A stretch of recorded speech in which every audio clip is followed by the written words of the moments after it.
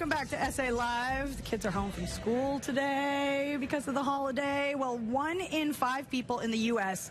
has a learning disability like dyslexia, and too often this language learning disability goes undiagnosed in children. So joining us right now, Rafael Scarnati, Executive Director with Learning Foundations.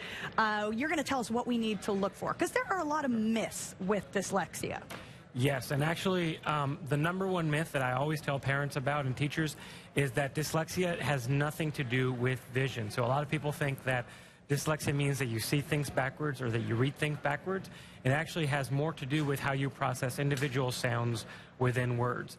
And so taking your child to the doctor, or to the eye doctor, if he's struggling to read, it's a good first step, but it doesn't mean that you're looking for dyslexia. And early identification is critical to making a difference in the lives of those who struggle with learning to read words and to spell. But it can often be shrouded in some more myths. So what are some of those? Yes. So again, another enduring myth is that dyslexia cannot be identified until 3rd grade. And all the research points to showing that early identification for dyslexia is key. So a lot of the early warning signs that you can find even as early as preschool is if a child is struggling to learning to tie their shoes, or if they have difficulty like mixing the sounds or syllables in long words, like they say Pisgetti or aminal or library. If they have difficulty also telling left from right, that's also a typical challenge even before they start with reading and spelling. Now we're looking at some video from a documentary that you helped produce, because October is Dyslexia Awareness Month. Yes, that's correct. Let's talk about this documentary. So this documentary is called Embracing Dyslexia, and 3 years ago we helped produce it along with director Luis Macias, who is the parent of Alejandro, who's on camera right there, who is dyslexic. And so he did the documentary based on his own personal story with his son, and his own experience with going through testing and a lot of the enduring myths that we just talked about. So he went on and interviewed a lot of experts on dyslexia, and we're presenting this documentary next Monday at the Alamo Draft House at 7 o'clock. And it'll be, we have free tickets for both parents and teachers, and that's part of our effort to help inform the public on, what is dyslexia, and for parents, what are some of the things that you can do if you believe your child might be dyslexic, or even if your child is struggling just to read and spell.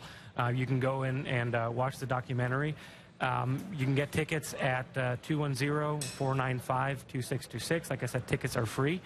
And we're going to have a question and answer panel with dyslexia experts and a parent of a child with dyslexia as soon after the documentary. So again, if you do want to get tickets, please RSVP by calling 210-495-2626 or visit www.learningfoundations.com/embracingdyslexia. All right, so you mentioned earlier that if your child's teacher says students, shouldn't be tested till the 3rd grade, can you do that sooner? Yes, you can, and actually, we absolutely recommend parents to be proactive about it. If you start noticing some early warning signs, for example, in 1st grade, if your child is still reversing B's and D's or P's and Q's, that's a definite warning sign. If they're having difficulty with reading, of course, so if they guess at words based on the shape of the word or based on the context of the story, if they have kind of slow, inaccurate, choppy reading, or if they have difficulty with spelling.